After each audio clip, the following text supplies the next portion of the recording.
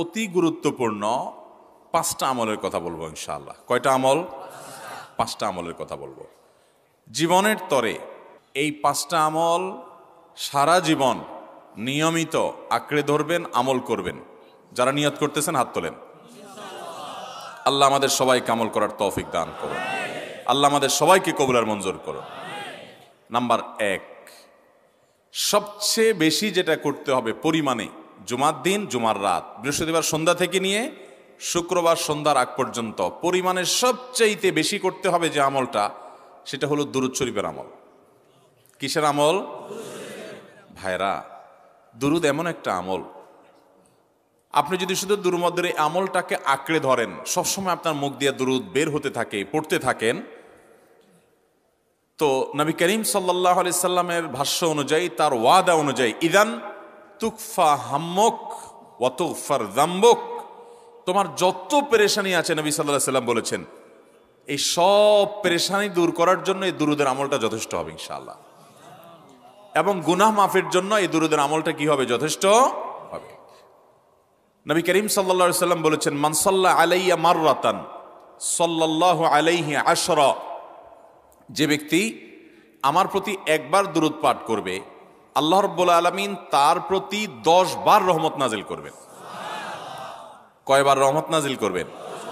আপনার জীবনে 10টি জায়গায় খুব ক্রাইসিসে পড়ে গেছেন, কোনো জটিল সিচুয়েশনে মুখোমুখি হয়ে গেছেন, বিপদের মধ্যে পড়ে গেছেন, ওই জায়গায় আল্লাহর রহমত পাবেন। এরকম একবার দুরূদ পাঠ করবেন হক আদায় করে, যথাযথভাবে মহব্বতের সাথে 10 বার আপনার জীবনে আল্লাহ তাআলা অনুগ্রহ নাজিল করবেন।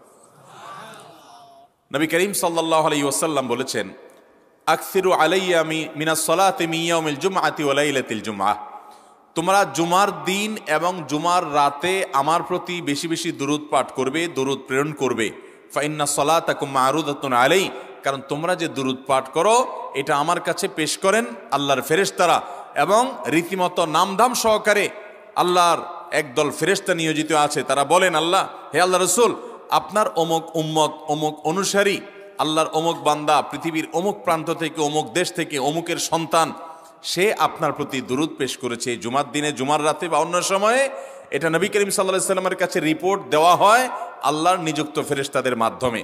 আপনি যখন দুরূদ পাঠ করবেন, আপনার ভিতরে এই ফিল হবে যে আমি দুরূদ পাঠ করছি আর আমার নবীর কাছে এটা উপস্থাপিত হচ্ছে আমার নাম ধাম, আমার রিপোর্ট সহকারে।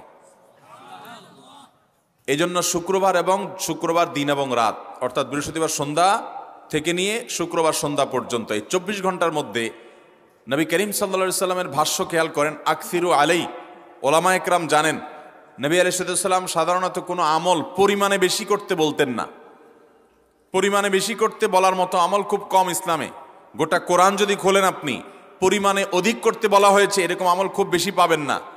তোমরা বেশি বেশি করে নামাজ পড়ো, বেশি বেশি করে রোজা রাখো, এরকম কথা কোরআন হাদিসে নাই। অবশ্যই একজন ইমানদার 5 ওয়াক্ত ফরজ নামাজের পাশাপাশি অধিক পরিমাণে নফল নামাজও পড়বেন, সেটা ভিন্ন কথা। কিন্তু কোরআনে বেশি পরিমাণে আল্লাহর জিকির করার কথা বলা হয়েছে।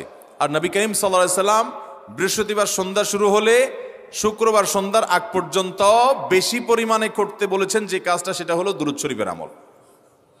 অতএব ভাইরা আমার, বৃহস্পতিবার সন্ধ্যা থেকে নিয়ে শুক্রবার সন্ধ্যা পর্যন্ত, আপনি দোকানদার মানুষ, বৃহস্পতিবারে ব্যবসা করছেন, দোকানদারি করছেন, কোনো অসুবিধা নেই। আপনার অবসর সময়গুলোতে মুখ দিয়ে দুরূদ পড়তে থাকবেন। দুরূদের মধ্যে সবচেয়ে শ্রেষ্ঠ দুরূদ হলো নামাজে যেটা পড়েন, দুরূদ ইব্রাহিম। আল্লাহুম্মা সাল্লি আলা মুহাম্মদ ওয়া আলা আলি মুহাম্মদ কামা সাল্লাইতা আলা ইব্রাহিম ওয়া আলা আলি ইব্রাহিম ইন্নাকা হামিদুম। আল্লাহুম্মা বারিক আলা মুহাম্মদ ওয়া আলা আলি মুহাম্মদ কামা বারাকতা আলা ইব্রাহিম ওয়া আলা আলি ইব্রাহিম ইন্নাকা হামিদুম। তাহলে দুরূদের এই আমলটা, এটা করার জন্য আল্লাহ তাআলা এমন সহজ করে দিয়েছেন যে ওযুর প্রয়োজন নাই। আপনার ওযু নাই, তারপর আপনি দুরূদ পাঠ করতে পারবেন। এবং আপনি এই বড় দুরূদ পড়ার মতো সময় নাই, তো আপনি একেবারে সবচেয়ে সংক্ষিপ্ত দুরূদ পড়েন সাল্লাল্লাহু আলাইহি ওয়াসাল্লাম, তাতেও দুরূদ পাঠের সওয়াব পাবেন। চেষ্টা করব তো ইনশাআল্লাহ। শুক্রবার আসবে, দুরূদ বেশি বেশি করে পাঠ করব। আপনি দোকানে কাজ করেন, আপনার দোকানে আপনার সহকর্মী আরও কাজের লোক আছে, আপনি সবাইকে স্মরণ করাবার জন্য নিজে জোরে জোরে দুরূদ শরীফ পড়বেন এবং বলবেন যে শুক্রবার শুরু হয়ে গেছে, সবাই দুরূদ শরীফের আমল করো। ভাইরা আমার, আমি আমার জীবনের কথা বলতে পারি। আমার জীবনে ওই যে হাদিসের উপরে ইয়াকিন এবং বিশ্বাস আলহামদুলিল্লাহ ছিল, আমার জীবনে আমি অনেকবার দেখেছি এরকম জটিল পরিস্থিতি হয়েছে যে দেয়ালে পিঠ থেকে গেছে, নড়ার জায়গা নাই, আর কোনো আপাত দৃষ্টি থেকে এই বিপদ থেকে উদ্ধারের কোনো পথ নাই। দুরুদ, ইস্তেগফার, দোয়া ইউনুস, এই 3 আমল পাশাপাশি ইয়াজাল জালাল ওয়াল ইকরাম, এই 4টা জিনিসকে এমনভাবে ধরছে, বিশেষ করে দুরুদ, স্পেশালি সারাক্ষণ দুরুদ। আল্লাহ রাব্বুল আলামিন এমনভাবে সহযোগিতা করেছেন, এমনভাবে উদ্ধার করেছেন যে কল্পনা করলে অবাক লাগে এখন যে এটা কিভাবে সম্ভব। ভাইরা আমার, এক সাহাবী নবী করিম সাল্লাল্লাহু আলাইহি ওয়াসাল্লামের কাছে এসে বলছে, ইয়া রাসূলুল্লাহ, আমি যে দোয়া করি এই দোয়ার মধ্যে আমি নিজের জন্য করব, আমার ছেলে মেয়ের জন্য করব, অনেক কিছু করব, এটা সেটা, রিজিক চাইবো, সুস্থতা চাইবো, অনেক কিছুই তো আল্লাহর কাছে চাইবো। আপনি তো আল্লাহর রাসূল, আপনার জন্য দোয়া করলে আমাদেরই লাভ, একবার দোয়া করলে আল্লাহ 10 বার রহমত নাজিল করবেন, তো আপনার জন্য আমার দোয়ার ভিতরে কত % রাখবো? সাহাবী বারবার বিভিন্ন পার্সেন্টেজ বলছিলেন যে 3 ভাগের 1 ভাগ আপনার জন্য রাখি ইয়া রাসূলুল্লাহ, অর্ধেক রাখি, আরো বেশি করে রাখি। তিনি যত বলছেন নবী করিম সাল্লাল্লাহু আলাইহি ওয়াসাল্লাম আরো বাড়ানোর জন্য তাকে উৎসাহ দিচ্ছিলেন। এক পর্যায়ে যখন তিনি বললেন, ইয়া রাসূলুল্লাহ, আমি আমার কোন দোয়ার সবটুকু যখন আপনার জন্য নিবেদন করব, আমি কোন একবার যখন দোয়া করব, দোয়া শুধু আপনার জন্যই করব যখন, অর্থাৎ পিওর দুরূদ যখন পড়ব, নিজের জন্য আর কিছু চাইব না, শুধু আপনার জন্যই যদি চাই কোনোবার, তাহলে তখন নবী করিম সাল্লাল্লাহু আলাইহি ওয়াসাল্লাম বলেছেন, ইদান তুকফা হাম্মুক ওয়া তুগফার যামবুক, তাহলে তোমার সকল পেরেশানি থেকে উদ্ধারের জন্য এই দুরূদটাই যথেষ্ট হয়ে যাবে, এবং তোমার সকল গুনাহ মাফের জন্য এটা যথেষ্ট হয়ে যাবে। মোহতারাম হাজরিন, দুরুদের আমলটা এত সুন্দর আমল, কিন্তু আবার তাড়াহুড়া করে পড়বেন না, সাল্লাল্লাহু আলাইহি সাল্লাম সাল্লাল্লাহু আলাইহি সাল্লাম সাল্লাল্লাহু আলাইহি সাল্লাম সাল্লাল্লাহু আলাইহি সাল্লাম সংখ্যা বাড়ানোর জন্য হুলস্থুল করে পড়লেন না, মুহাব্বতের সাথে সাল্লাল্লাহু আলাইহি ওয়াসাল্লাম সাল্লাল্লাহু আলাইহি ওয়াসাল্লাম আল্লাহুম্মা সাল্লি আলা মুহাম্মদ, অর্থ বুঝে বুঝে আল্লাহুম্মা সাল্লি আলা মুহাম্মদ মানে কি, আল্লাহ আপনি মুহাম্মদের প্রতি শান্তি বর্ষণ করুন। আরে ভাই, মুহাম্মদ সাল্লাল্লাহু আলাইহি ওয়াসাল্লামের প্রতি আল্লাহ তাআলা শান্তি এমনি বর্ষণ করবে, আপনি আমি দোয়া করলেও করবে, না করলেও। কিন্তু মাঝখান থেকে আমরা, ভাইরা আমার, কোনো বড় কর্মকর্তার কাছে আপনার কোনো কাজের ঠেকা আছে, কর্মকর্তার ওই ছেলেটার আপনি দেখছেন যে খাচ্ছে না, আপনি যদি বলেন, স্যার ছেলেটা খাচ্ছে না স্যার, একটু ডাক্তার দেখান স্যার, এভাবে তো বাঁচবে না, ওর কষ্ট হচ্ছে স্যার, আপনি বললেও উনি ওনার ছেলের দিকে কেয়ার করবে, কিন্তু আপনি এটা বলার কারণে তার নৈকট্য পাবেন কি পাবেন না, তার সিম্প্যাথি পাবেন কি পাবেন না। আরশ আজিমের মালিক তার হাবিবকে এত মহব্বত করেন, তিনি তার হাবিবের প্রতি এমনিতেই রহমত নাজিল করবেন, তাকে বিভিন্ন মর্যাদা আগে থেকেই দেওয়ার ঘোষণা দিয়ে রাখছেন, কিন্তু আপনি আমি দোয়া করলে আল্লাহ তাআলা তার মাধ্যমে আমাদের ভাগ্যকে সুপ্রসন্ন করে দিবেন।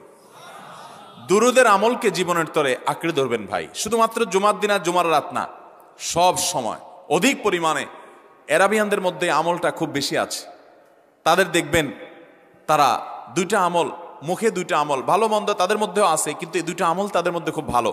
বেশিরভাগ মানুষই দেখা যায় অবসর সময়ে আস্তাগফিরুল্লাহ, ইস্তিগফার করছে অথবা দুরুদের আমল করছে। আমাদের অবসর সব সময়গুলো নিয়ে গেছে মোবাইল ফোন। ভাইরা আমার, 4 বছর 5 বছর 6 বছর 7 বছর 10 বছর ধরে মোবাইল টিপতেছেন, ফেসবুক টিপতেছেন, ইউটিউব টিপতেছেন।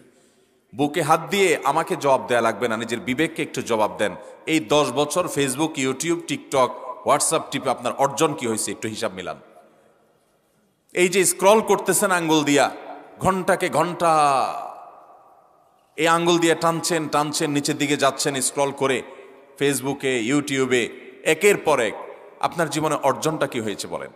ভাইরা আমার, এই মোবাইলের নিয়ন্ত্রণ করতে হবে, প্রয়োজনে ব্যবহার করতে হবে, কিন্তু এটাকে অনিয়ন্ত্রিত ব্যবহার করা যাবে না। একেবারে যখন তখন সারাদিন টিপাটিপি করলেন, আজকাল তো পোলাপান টয়লেটে গেলেও নিয়ে যায়। আল্লাহ তাআলা আমাদেরকে এই রোগ থেকে বেঁচে থাকার তৌফিক দান করুন।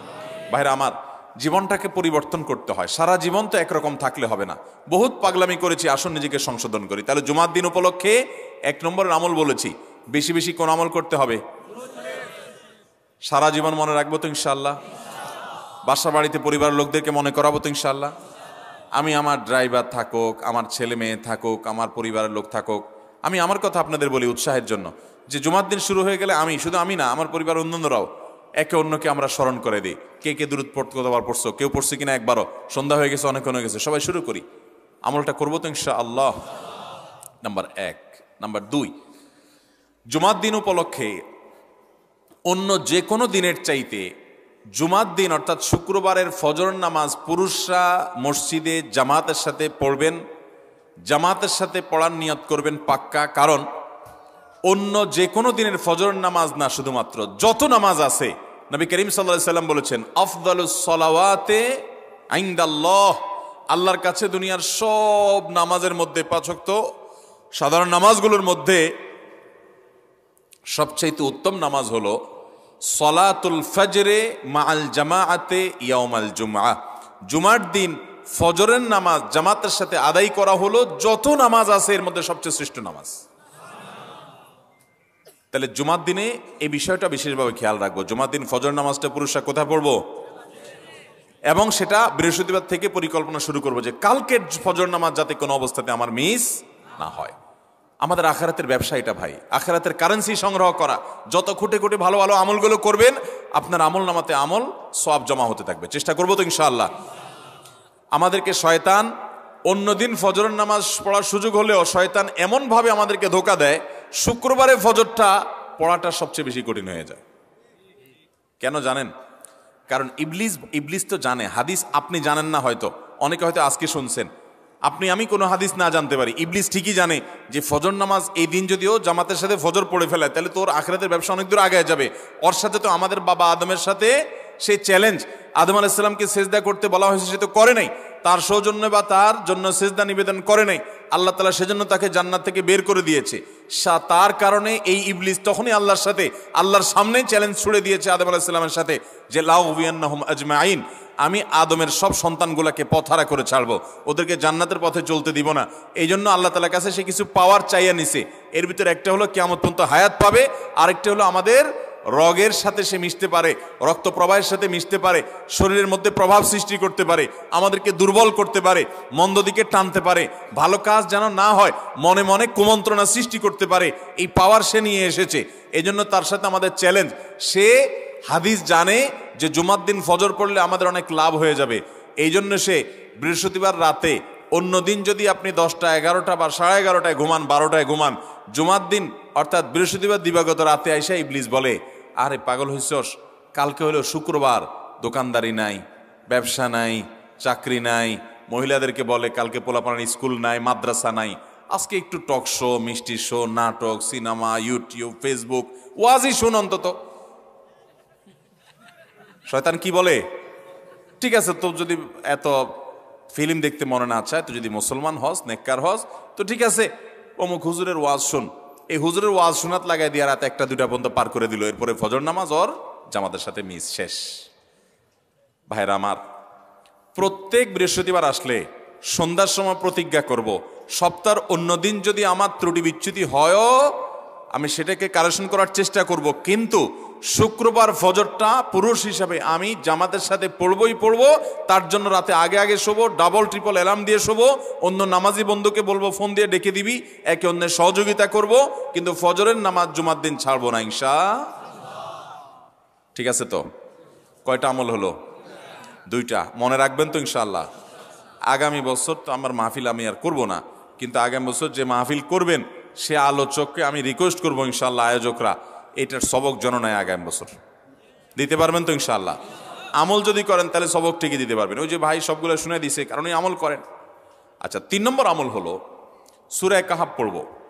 কোন সূরা পড়বো? সূরা কাহাফ। যারা কোরআন পড়তে পারেন না তারা শুনবেন, আর যারা পড়তে পারেন তারা নিজে পড়বেন। সূরা কাহাফ যদি জুমার দিন কেউ পড়ে, নবী করিম সাল্লাল্লাহু আলাইহি সাল্লাম বলেছেন এই সূরাটা তার জন্য নূর হবে, নূর, আলো আল্লাহর তরফ থেকে। কিয়ামতের ময়দানে ভয়াবহ গুটগুটে অন্ধকার হবে। কিয়ামতের একটা ভয়াবহ শাস্তি হলো অন্ধকারের শাস্তি। ভাইরা আমার, অন্ধকারের শাস্তি মানে এমন ভয়াবহ অন্ধকার হবে যে দুনিয়ার অন্ধকারের সাথে কোনো তুলনাযোগ্য নয়। সেই ভয়াবহ অন্ধকারে কিছু আমল আছে যে আমলগুলো মানুষের ওই অন্ধকারের মধ্যে আলোর কাজ দিবে। এর মধ্যে একটা হলো অজুর অঙ্গগুলো যদি কেউ ভালো করে অজু করে, সুন্দর করে ডলে ডলে যেন শুকনা না থাকে, উত্তম রূপে যদি অজু করে কেউ, পানি অপচয় না করে, পানি অল্প নেয় কিন্তু ডলে বেশি, সুন্দর করে যদি কেউ অজু করে, এই অজুর অঙ্গগুলো কিয়ামতের ময়দানে উজ্জ্বল হয়ে জলজল করে জ্বলতে থাকে এবং তার জন্য আলোর কাজ দেয়। সবাই যখন অন্ধকারের আযাবের মধ্যে নিমজ্জিত থাকে, হাউতাশ করে, তখন এই ব্যক্তির এই আমলটা তার আলো ভূমিকা আসে। আর আরেকটা হলো এই সূরা কাহফ। অন্য অনেক উলামা ইকরাম বলেছেন এর ব্যাখ্যা হলো সূরা কাহফ যদি কেউ এক বৃহস্পতিবারে পড়ে, পরের বৃহস্পতিবার পর্যন্ত, এক শুক্রবারে যদি পড়ে, পরের শুক্রবার আগ পর্যন্ত পুরো সপ্তাহব্যাপী তার ভিতরে নূর, ইমানের নূর, তাকওয়ার নূর, ইলমের নূর, আমলের নূর, ভালো মানুষ হওয়ার নূর তার ভিতরে আল্লাহ তাআলা সৃষ্টি করে দিবেন।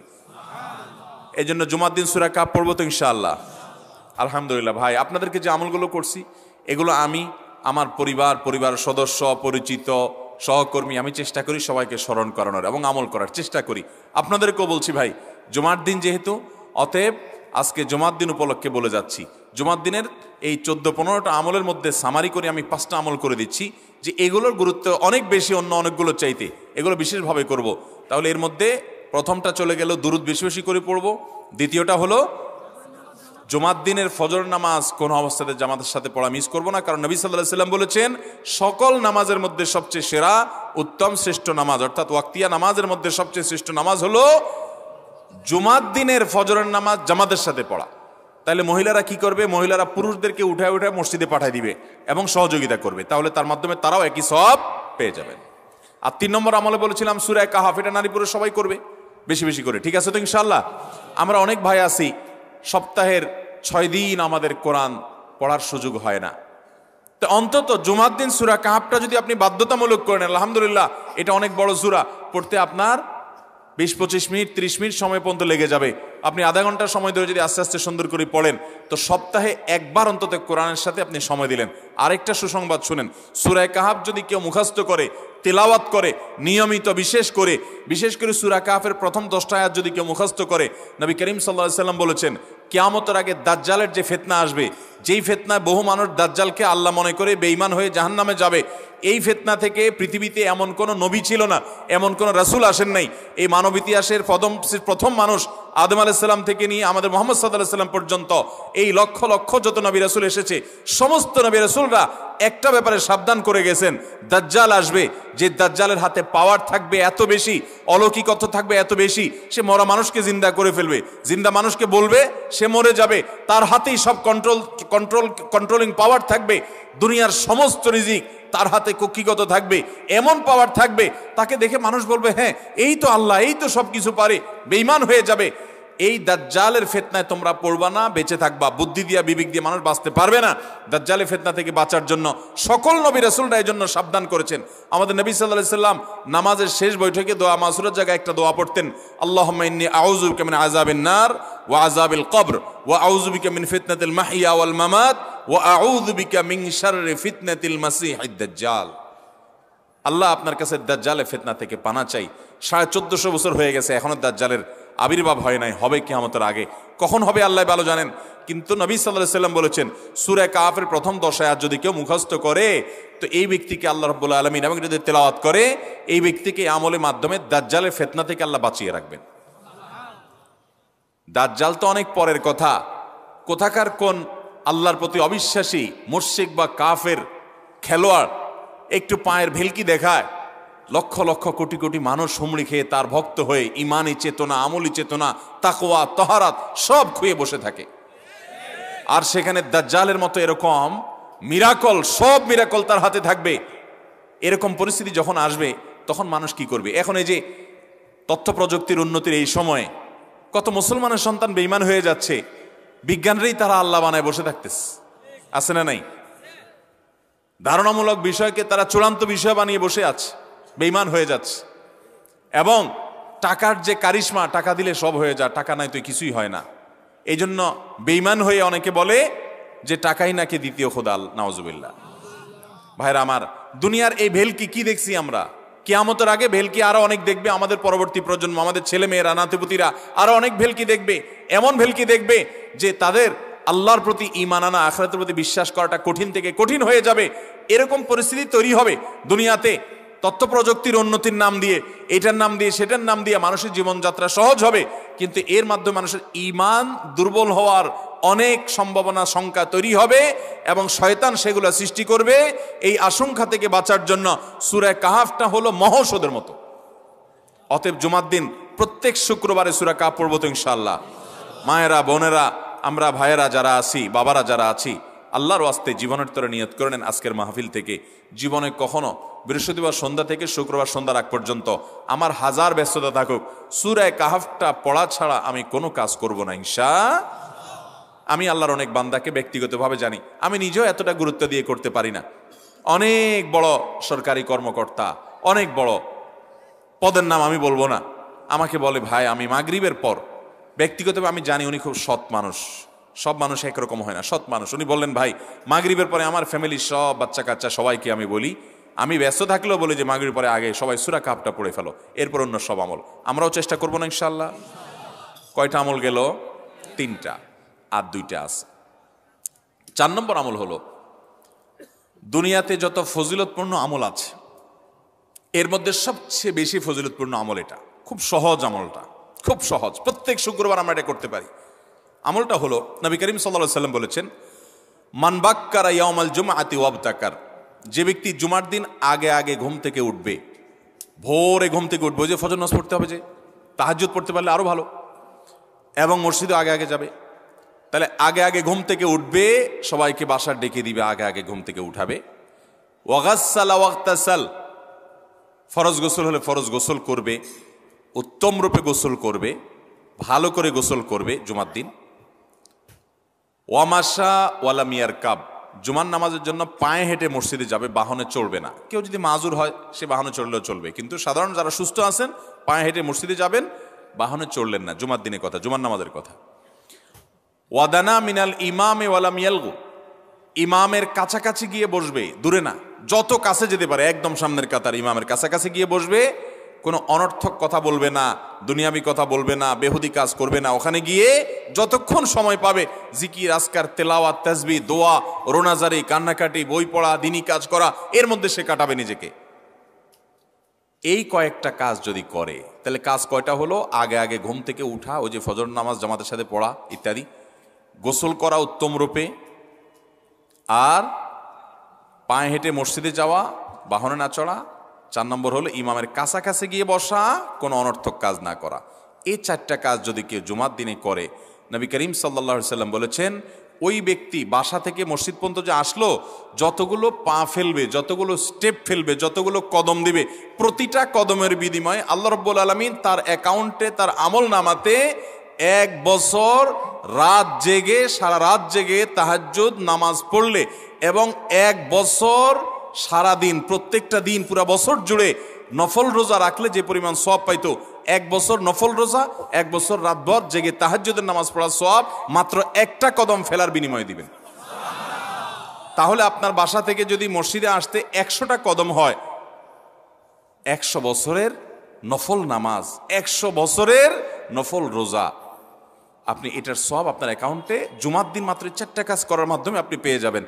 এবং এটি অনেক হাদিস বিশ্লেষকগণ বলেছেন, কোরআন হাদিসে বহু ফজিলতের কথাই বলা আছে, এত বিপুল পরিমাণে, এত অধিক পরিমাণে সওয়াবের কথা যে কারো বাসা থেকে অনেকের আছে যেতে 500 স্টেপ পড়বে।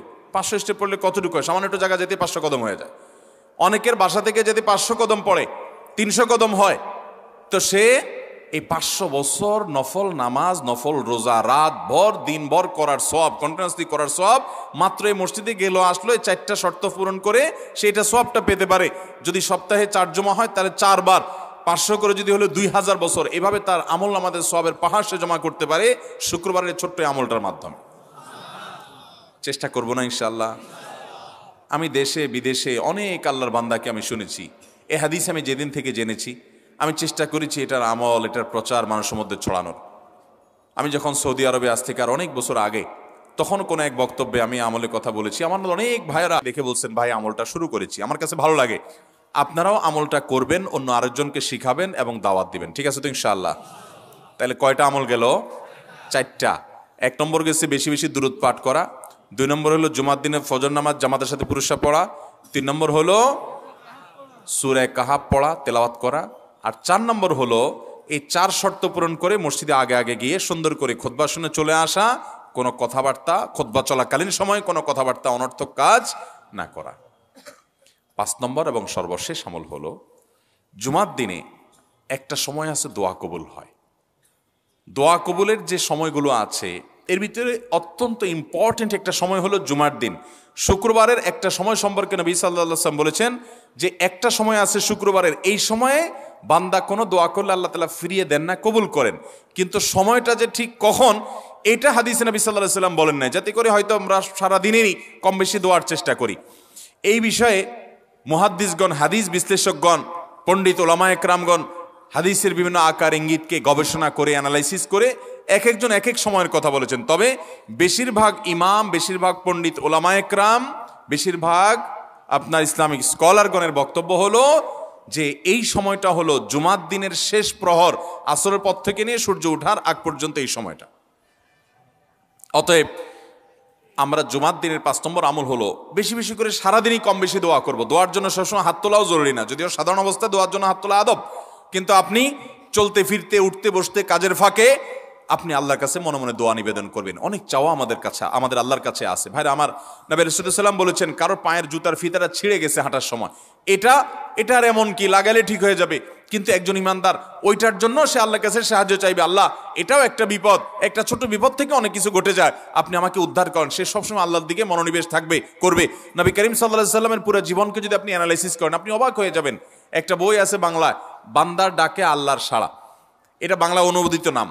এই বইয়ের লেখক হলেন হিসনুল মুসলিমের যে রচয়িতা, উনি শেখ সাঈদ আল গাহতানি রহমতুল্লাহি আলাইহি। ওনার সোহবতে যাওয়ার, ওনার সান্নিধ্যে থাকার, একাধিকবার খুব কাছাকাছি বসার সুযোগ আমার হয়েছে।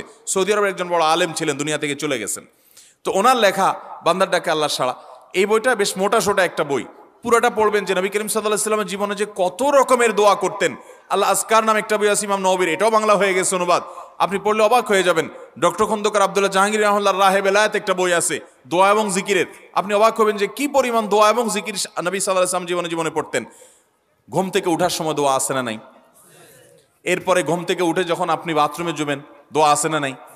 আবার টয়লেটে গেলেন, টয়লেট সেরে আসলেন, আপনি ওযু করবেন, ওযুর জন্য দোয়া আছে না নাই? বিসমিল্লাহ।